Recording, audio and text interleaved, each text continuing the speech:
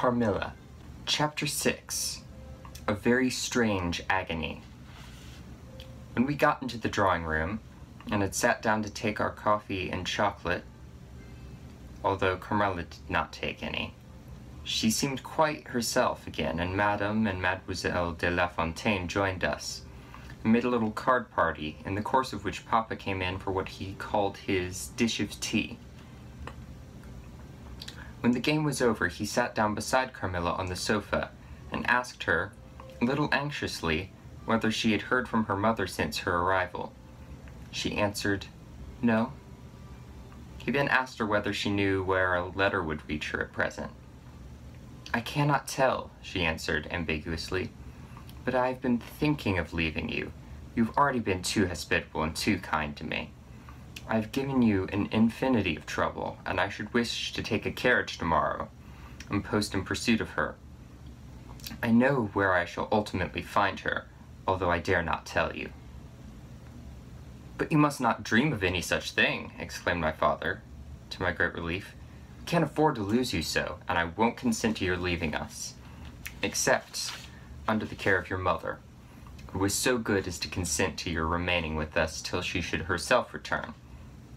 And I should be quite happy if I knew that you heard from her.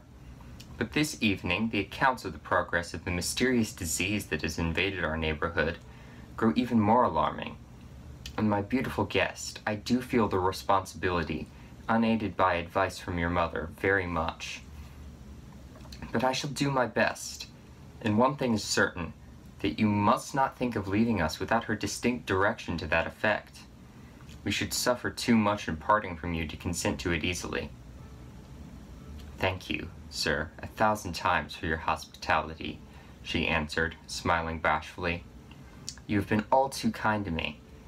I have seldom been so happy in all my life before, as in your beautiful chateau under your care, and in the society of your dear daughter. So he gallantly, in his old-fashioned way, kissed her hand smilingly, and pleased at her little speech. I accompanied Carmilla as usual to her room, and sat and chatted with her while she was preparing for bed. Do you think, I said at length, that you will ever confide fully in me? She turned round, smiling, but made no answer, only continued to smile on me. You won't answer that? I said. You can't answer pleasantly. I ought not to have asked you. You were quite right to ask me that, or anything.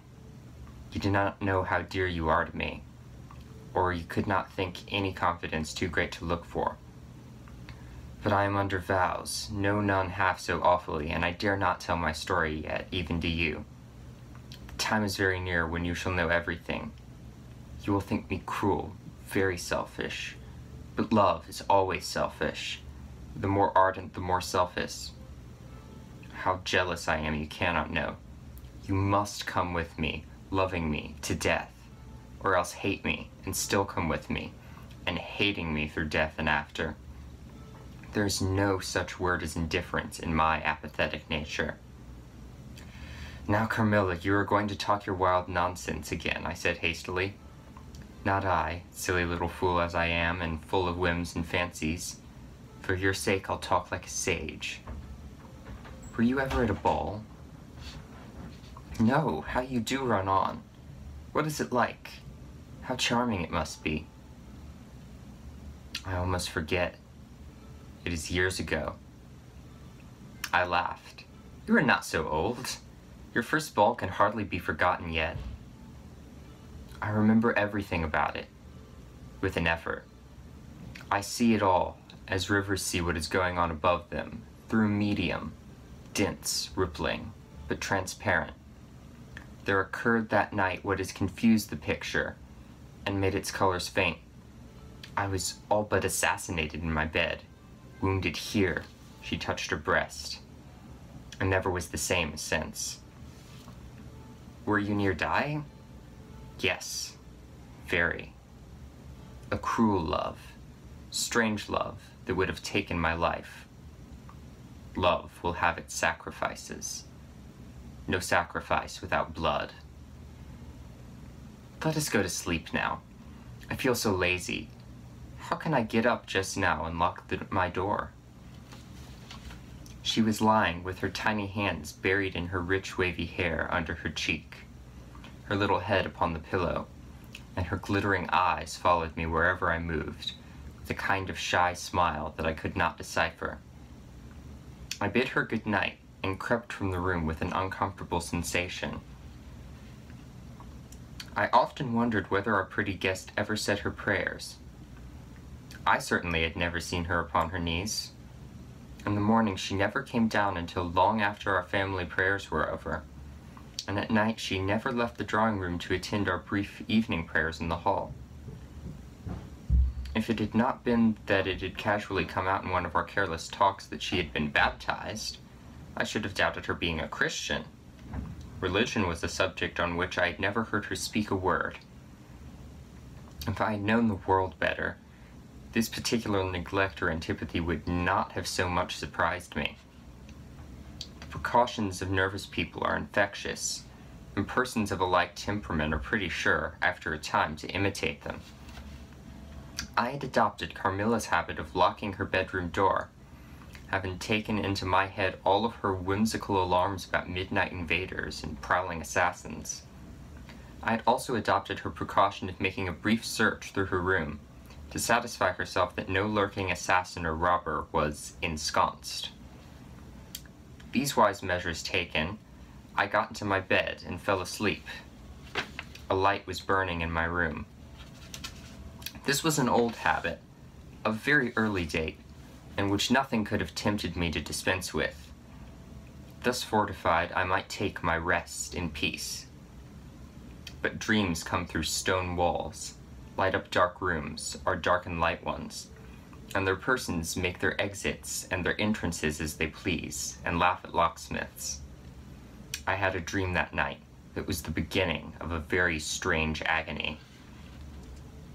I cannot call it a nightmare, for I was quite conscious of being asleep, but I was equally conscious of being in my room, and lying in bed precisely as I actually was.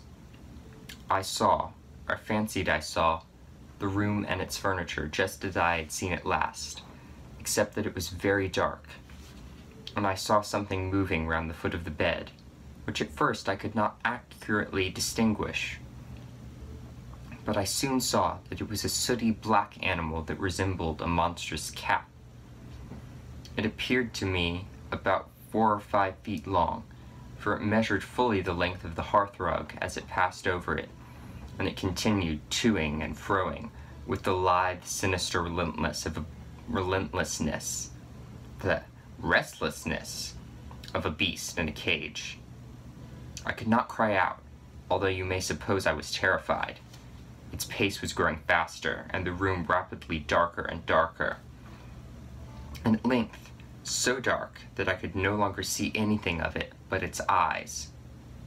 I felt it spring lightly on the bed.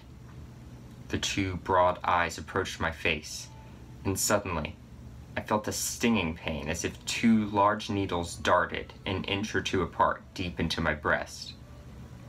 I waked with a scream. The room was lighted by the candle that burned there all through the night, and I saw a female figure standing at the foot of the bed, a little at the right side. It was in a dark, loose dress, and its hair was down and covered its shoulders. A block of stone could not have been more still. There was not the slightest stir of respiration. As I stared at it, the figure appeared to have changed its place, and was now nearer the door. Then, close to it, the door opened, and it passed out. I was now relieved and able to breathe and move. My first thought was that Carmilla had been playing me a trick, and that I had forgotten to secure my door. I hastened to it, and found it locked as usual on the inside. I was afraid to open it. I was horrified. I sprang into my bed and covered my head up in the bedclothes, and lay there, more dead than alive, till morning.